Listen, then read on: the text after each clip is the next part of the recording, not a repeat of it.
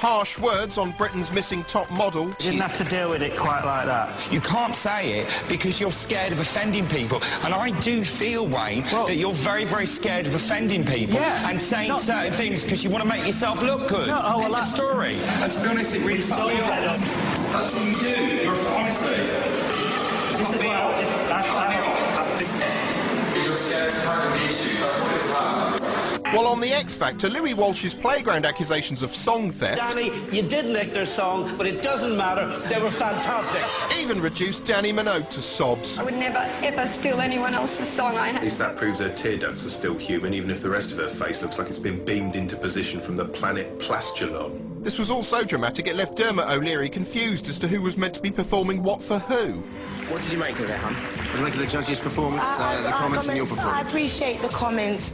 Still, being underqualified or over-theatrical isn't necessarily a death sentence for a TV judge, provided you remain in touch with public opinion. Well, epic fail on that front. Throughout the year, telly judges and the great unwashed simply didn't see eye to eye. First, Andrew Lloyd Webber sulked about their voting decisions on I'd Do Anything. First, I'm going to say this is a complete and utter travesty. Neither of you should be in the bottom two. And do you know what? For the first time on any television show, I'm angry. I am angry. Well, go on, show it. Kick over a chair or something, you f***ing swamp monster. Then Louis Walsh shut up a storm by hoofing sad-faced songstress Laura White off the X Factor, prompting angry petitions from literally thousands of idiots. Most conspicuously of all, the public revolted against the Strictly Come Dancing panel's treatment of John Sargent. Even you have to admit that your dancing stinks. They kept him in the running for so long he wound up resigning, sending the entire country completely bloody mad for about 19 minutes. All in all, throughout 2008, being a telly judge must have been about as much fun as swallowing handfuls of cat fur and paint for a living, which is, weirdly, the #1 pastime in Belgium. In chilly October, a whirlwind of controversy erupted over the Jonathan Ross-Russell Brand prank calls, prompting a debate about decency in comedy, which led to this weird Newsnight moment in which Emily Maitlis regaled BBC DG Mark Thompson with lines from Mock the Week. I'm now so old, my pussy is haunted. Oh, Kerry Katona on this morning, eh? That was hilarious. Just because he was like in a girl band and did those Iceland ads, I reckon I've got every right to put all human decency aside and just sit around and laugh at any bad thing that happens to her. Watching her, slurring her words and being all confused, I'll piss myself. What addiction would that be? Is it alcohol? No, not at all. I'm on holiday in Spain. You know, I'm allowed to have a drink, can't I? Because, like, nothing's more funny than someone suffering or going through some sort of harrowing breakdown, is it? Cracks me right up. November, and election fever grips the world as Bracco the Wonder Boy is elected President of the United States, although sadly the moment of victory was soured slightly for Jesse Jackson when someone in the crowd stood on his toe making his eyes water in this heart-rending clip.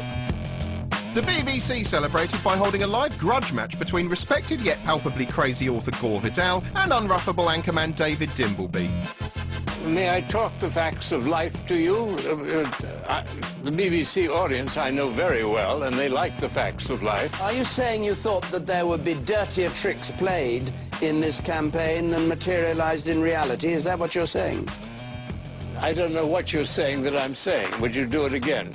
Yes, I'm saying in order to remain in power, to pull tricks during this campaign, which in the end didn't materialise. I hinted at that, I thought you would take the hint and not take it as a statement of reality. Why shouldn't I take it as a statement of reality? I don't know why you would, because I don't know who you are.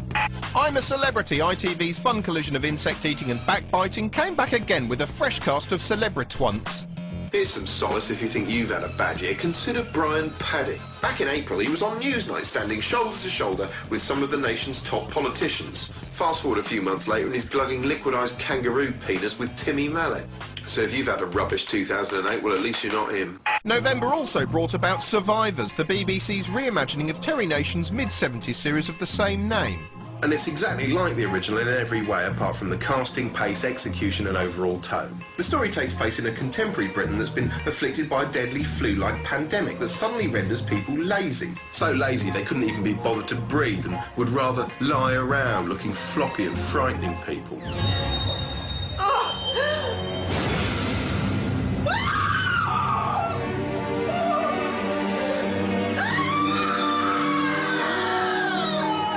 Actually, the show couldn't quite make up its mind how the disease worked, because some people got sick and sweaty and deteriorated slowly, while others looked perfectly healthy until the final moment when some kind of invisible deadline kicked in and they all died together in serene solidarity. See, say what you like about us British, we're punctual and we're clean. None of this shitting out our internal organs in a screaming, blubbering heap for us. No, we just laid down and died in neat piles. I bet France was a f***ing toilet. As you've just seen, not everyone died, which is just as well, because otherwise the series would have starred 2 cockroaches and a deer or something. 1% of the population survived the bug, although not without suffering a few curious side effects. Max Beasley's character, for instance, was left with a sort of intense brooding squint which kicked in every 5 minutes, leaving him unable to talk. While Zoe Tapper's Dr. Thingamajig had her entire personality wiped out by the virus. Worst of all, Julie Graham, playing Abby Grant, suffered some kind of bizarre mental damage, which turned her into an irritating, huffy mum figure who kept whining on and on and on about going to find her poxy son Peter, who we'd never actually seen, so we didn't give a toss about. I have to find Peter now. Peter! Peter? I'm looking for my son Peter. Yeah, I'll tell you what, I saw him a second ago. He was heading that way, somewhere off the screen somewhere. Why don't you go and look for him? Sometimes now when I think of Peter, I can't remember his face. Oh, good start. Now work on forgetting his f***ing name.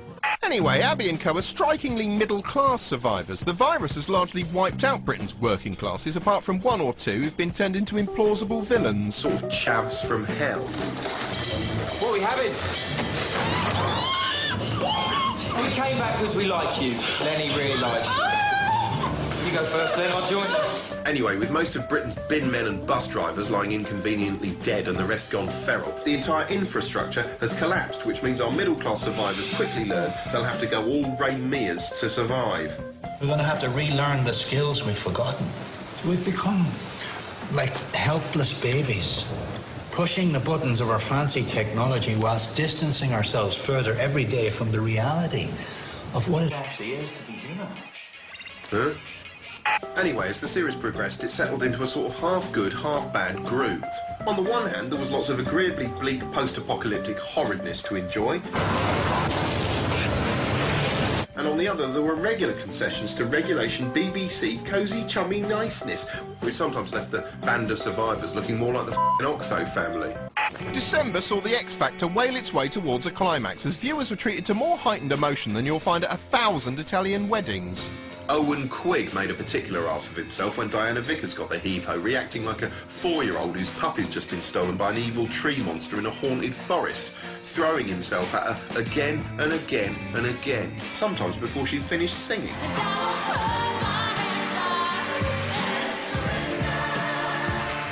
Ugh, you know, I've had nightmares where that crying f***er's just running at me with his arms outstretched and his face all sobbing like that, just running and running and running at me and running and running and running and running. Ugh. On the night of the final itself, after a number from 5 years' worth of rejected auditionees that was meant to be comic but came across more like a musical version of One Flew Over the Cuckoo's Nest, the tears started flowing again as eventual winner Alexandra sang disbelievingly alongside Beyoncé, managing to look like a woman having a breakdown imagining she was singing with Beyoncé, if you see what I mean. God, you've made my dreams come true. What is this, the end of the Poseidon adventure? Of course, it all ended happily when she pulled herself together enough to win over the nation with a stirring cover of the Leonard Cohen song Hallelujah.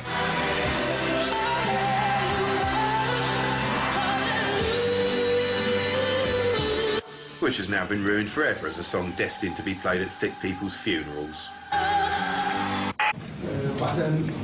You know, the best thing that happened in 2008 was the news went truly interactive. Oh, try dodging this one, you f***. So that was 2008. Next year is going to be called 2009 by all accounts. All that remains for me to say is Merry Christmas, Happy New Year. Yeah, go away. Oh, and finally, just to annoy the continuity announcer, we're going to childishly roll our end credits over some footage of a bottom in front of a microphone so you can imagine it speaking if they decide to talk all over it. Yes, Merry Christmas to you too, Charlie, but you're forgetting we can squeeze it and you won't feel a thing. Ignoring all warnings to the contrary now and unearthing the past, Ben strays into the best-forgotten world of Geek Manor. in the final part of Crooked House. Next.